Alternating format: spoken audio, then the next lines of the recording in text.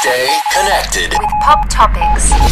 Hey everyone, I'm Mina and I am here with former Bachelor, Ben Higgins. So excited to be here with you. It's nice to see you again.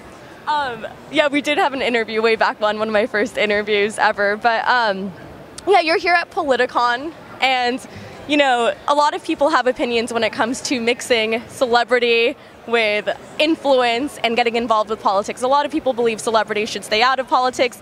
Other people believe that you should always use your platform for whatever it is you want to accomplish in the world. What is it that you want to accomplish with your platform? Yeah, you know, it's kind of been brought up off and on all weekend here. There's something unique about the messaging behind that, and so if I think you're categorizing me as a celebrity, so just if you are a celebrity. If that's the assumption we're going under, I think at the basic level, I'm also a human and I'm also a person, and so the messaging this week from both sides have been to go out and vote and to share and to advocate. I don't think that's fair then to say, oh, but if you have a platform, or hey, if you are well known, that doesn't apply to you. You can't speak out. So for me, I think it's my right. It's also my responsibility to go out and vote and to advocate on the things I believe. And right now, the things I believe, I really want to I push for empathy. I want for people to listen to each other again. I want for really good conversations and dialogue and debate and arguments to exist, and in a space that doesn't become yelling and doesn't become a victim mentality, but it's just discourse. And I think that would be something that's missing even this weekend. I think it's missing in the life that I live and that I see around me. So I want empathy on both sides. What happens when, you know, we're here in the United States and we believe in freedom of speech and we have the right to exercise our First Amendment? What happens when that speech becomes toxic or hateful or oppressive in some way to other groups of people, such as minorities, immigrants, kind of with what's going on in the world right now? Do they still have a right to express those opinions? And how do you have a dialogue with people whose views so clearly affect your very own existence? Well, I definitely think you still have a right to voice your opinion. I think the difference, and maybe the biggest repercussion, is that people stop listening when you start speaking in hateful, demeaning, divisive ways. It's just not intelligent. It's not the way to have any type of conversation. And so I think one of the biggest repercussions of that is not only the personal hurt that somebody feels when you speak down to them or you speak against them. That's not fair to that person. But the person doing it still has the right to say it. However, people just stop listening, and so it's not helpful. It's not healthy. It's not wise. It's not fruitful. So I don't know why we continue to do it. I don't know about you, but I have yet to listen to anybody in my life that just starts yelling. Like, I don't hear it, right? Like when somebody has something they're passionate about and they just start speaking and they're criticizing and they're attacking, it doesn't sit with me. It goes in one ear and out the other. But if somebody sat down and say, hey, I have a problem with you, I have a problem with what you believe, and this is why, and I want to talk to you about it, well, I would listen all day. We could have that. And so I think we've just lost it. I think we've gotten so angry and so quick to temper that we've just lost the ability to converse.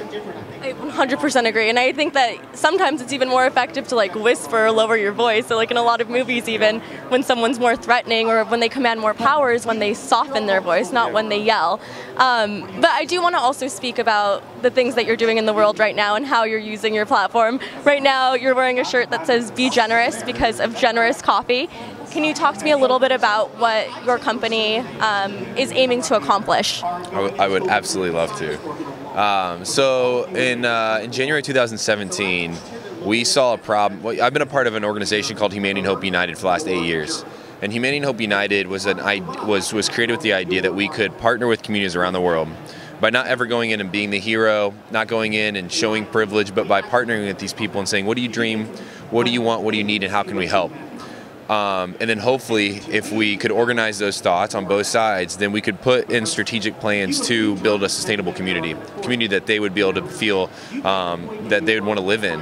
And so that happened 8 years ago, and it's working. It really is working. And the idea was something that was a risk, but since it's working, it's also getting really expensive, right? You have to build more staff, and now you're paying employees in Honduras to operate these small businesses that we're implementing. So to fast forward, we had to find a sustainable way to fundraise for this organization. Calling up friends and family just was getting tiresome. It was taking up too much of our energy.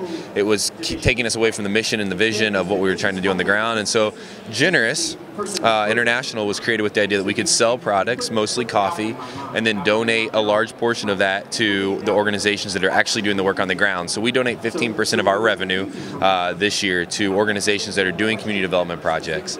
We're best known for our coffee. It's all specialty grade. It's single lot. It's the best coffee. It really will be the best coffee in the world from 9 different countries. We sell that and then we donate 15% of that back. T-shirts made out of plastic bottles by single mothers in Haiti who are paid $15 an hour plus retirement, insurance, in an air-conditioned facility. It's really Generous was created to be a fundraising engine, but also to be an advocacy or an advocate group to say, hey, for-profit business can make a huge difference in the world, and we want to be on that first trend to do that. And it's been a blast. I took over in January of 2018, so I'm going up on a year of being the president of Generous, and we have had an amazing time. We have grown tremendously, which adds its own burdens and it's tiresome, but it's something that I completely believe in, that 40 volunteers that we have every day believe in. And I think it's one of the ways that we can all, like both sides can agree, that for-profit business doing good is helpful. Yeah, no, I love what you said, because I feel like most people believe that you have to join a nonprofit organization in order to have like some sort of social good in the world, but for-profit works as well. What is it specifically about this cause that drew you in the most? Like, why this cause out of anything else going on in the world? Like, what spoke to you about this? Well, you know, I think community development, and it's pretty holistic, right? It's education, healthcare, infrastructure, leadership programs, clean water. I think if we look at the world in general and we identify maybe one of the biggest injustices that we see, and for me it's global poverty. I think it's something that, you know, just because I won the birth lottery doesn't mean that that I shouldn't then go off and try to figure out ways or help find ways for people in the world that's maybe been forgotten or pushed aside to help them have opportunities as well. And so I think community development is the way to do that. I think partnering from the very beginning and investing in things that are multiplicative, like education and like jobs. I think those things can build on each other. I think it will create a better future.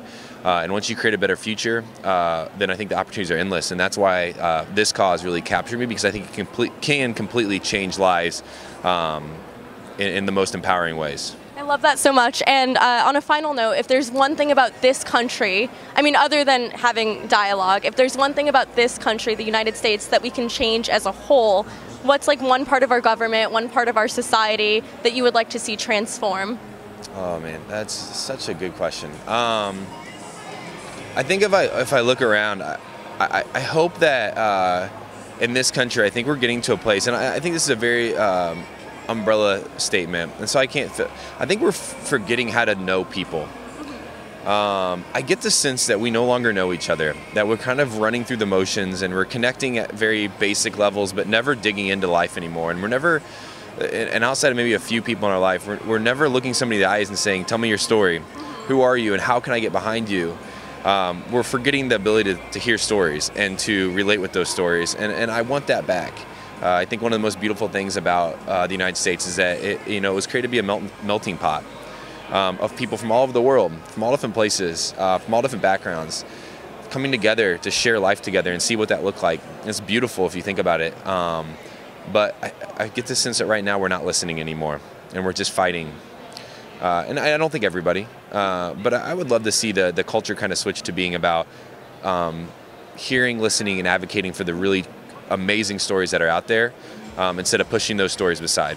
But how did The Bachelor help you connect on that interpersonal level? Because a lot of people think, how can you get to know someone on a reality show when you're dating? But you don't have cell phones at all, and you're kind of disconnected from the world in a sense. Does that help make you more connected to people? Oh my gosh, yeah. Are you kidding me?